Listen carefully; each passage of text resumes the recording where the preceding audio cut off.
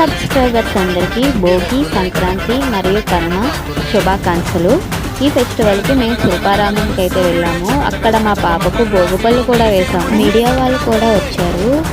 ఆ శిల్పారామంలో వివిధ సాంస్కృతిక కార్యక్రమాలు నిర్వహించారు. వాటిని చూడాలంటే కింద వీడియో లింక్ ఇస్తాను, తప్పక చూసేయండి. అక్కడ మేము ఎలా ఎంజాయ్ చేసాం, అక్కడ పాపకు భోగిపళ్ళు ఎలా వేశారు అన్నది చూడాలంటే తప్పక చూసేయండి.